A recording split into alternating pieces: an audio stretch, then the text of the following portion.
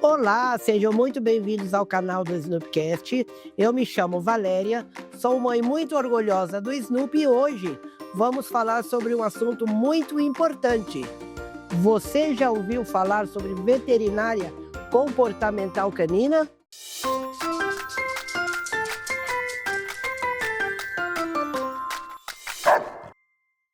E hoje nós vamos entrevistar ela.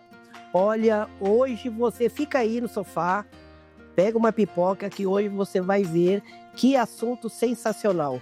Cíntia Pinheiro, ela vai falar tudo sobre comportamento de animais, comportamento de cães. Fique aí, seja muito bem-vinda, Cíntia. Muito obrigada, eu que agradeço. Ai, que bom, é um prazer recebê-la aqui, viu? O prazer é todo meu. Eu sou veterinária comportamentalista, eu trabalho com essa área de comportamento já há 11 anos. Antes de ser veterinária comportamentalista, eu trabalhava com adestramento de cães. Então tem aí um caminho, um trajeto importante aí com os cães, tentando entender comportamento e ajudando as famílias a conviver melhor e ter um convívio harmonioso com os pets. E por que você chegou a essa, você já é veterinária e você se especializou no comportamento animal? Me conta um pouquinho, por que você falou assim, eu vou me especializar nisso? Em comportamento, né? Isso. E como eu já estava trabalhando com adestramento, sempre foi meu sonho fazer veterinária desde pequena. Mas eu nunca pude fazer a faculdade, porque a faculdade ela sempre foi muito cara, muito difícil acessar a faculdade, então o veterinário tem um pouco de dificuldade nesse sentido. Então a veterinária foi a minha segunda faculdade, não foi a minha primeira faculdade. Olha! Então eu fiz veterinária depois de um pouquinho mais velha. Mas eu era adestradora antes, então já gostava de comportamento, já gostava de lidar com cães. E aí, como veterinária sempre foi meu sonho, eu consegui, no momento da minha vida, falar agora é o momento de eu seguir meu sonho e trabalhar com 100% com animais, né? E aí eu fui para a área da veterinária e como eu já vinha da parte de comportamento, eu decidi fazer a pós-graduação e me especializar em comportamento animal na pós-faculdade, né? Então foi isso, esse é o trajeto. E você veio nessa especialização há quanto tempo? Foi na sequência da faculdade. A gente saí da faculdade e já emendei em duas pós-graduações. Uma específica de comportamento animal e a outra dentro de seria um curso livre, né, que a gente fala, mas é mais voltada para essa área de comportamento de cães e gatos. Então também foi super legal trabalhar. Você também faz esse trabalho para o gato? Sim, comportamento felino também. Olha, que bacana. Olha aí, hein? Muita coisa boa hoje, hein? O que exatamente significa essa especialização comportamental do animal? Muito importante a gente falar sobre isso. Diferença de adestramento, a diferença do profissional. Seria uma pergunta mesmo a fazer, porque existe o adestramento, né? E qual seria essa diferença? Isso. Então, assim, a gente tem o adestrador, que ele vai trabalhar a parte de modificação comportamental. Então, os treinos, ele vai melhorar a comunicação do tutor com o animal. Uhum. Então tem muita gente que tem um pouco do preconceito, que fala que o adestramento vai transformar o cachorro em um animal robotizado, e não é o objetivo é a gente melhorar a comunicação do cachorro. Então o senta, o deita, o fica, os comandos gerais acabam sendo um jeito de a gente se comunicar e oferecer comportamentos alternativos aos comportamentos indesejados. Então isso é adestramento. São os treinos do dia a dia, tá? Os treinos que a gente faz para modificar um comportamento, que faz parte da terapia comportamental como um todo.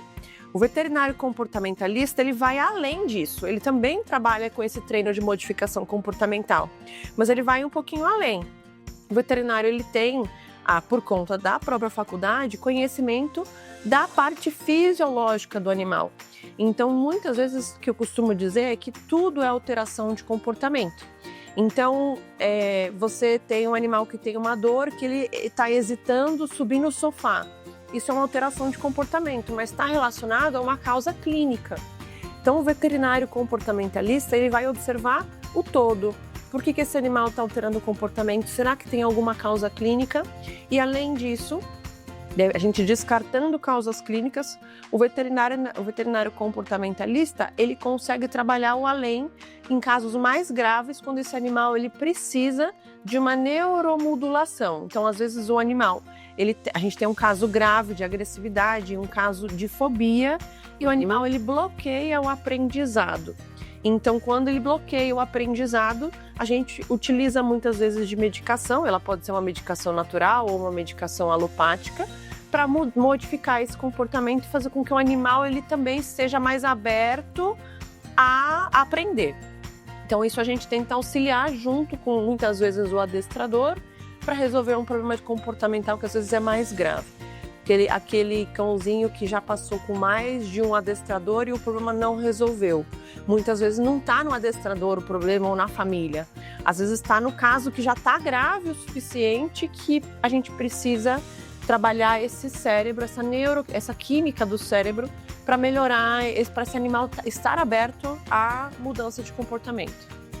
Entendi. Então é por isso que, na realidade, o comportamentalista, ele também tem que ser veterinário até para trabalhar tanto a questão medicamentosa como a parte comportamental. Descobrir exatamente por que o cachorro age daquela forma, que pode ser uma questão clínica, é isso? Isso. A agressividade, por exemplo, dando um exemplo de agressividade, né? E o pessoal fala de reatividade, que eu não gosto muito do termo reatividade, o pessoal fala, porque reatividade é o quê? Todo mundo é reativo, a gente é reativo porque nós somos seres vivos, a gente reage, né? Enfim, então a hiperreatividade, então se eu reagir excessivamente a um estímulo, aí a gente considera alguma coisa alterada de comportamento, né? Mas vamos voltando aqui. A agressividade, ela não é um traço de personalidade, ela é um comportamento. Só que eu tenho vários tipos de agressividade. Então eu tenho agressividade por medo, agressividade por dor, agressividade por disputa de recurso, agressividade por frustração. Quando a gente fala como comportamentalista, importa o diagnóstico. Então eu preciso entender o diagnóstico. Ele está sendo agressivo por quê? Né? Então não é só, eu vou tratar a agressividade, eu vou dar bronca nesse cachorro para ele poder parar de ser agressivo. Tá, mas e se for dor? Eu melhorei a dor? Eu resolvi o problema? Então é isso que quando a gente trabalha como veterinário comportamentalista, a gente vê o todo. A gente vê o indivíduo como um todo para chegar num diagnóstico e a gente ter um tratamento assertivo. Então esse é o nosso objetivo como profissional. E aí, quando nós falamos nessa diferença entre o comportamentalista e o adestrador, a diferença está exatamente aí, Cíntia? Sim, exatamente, na formação da veterinária e a gente conseguir verificar e entender melhor a causa do problema comportamental.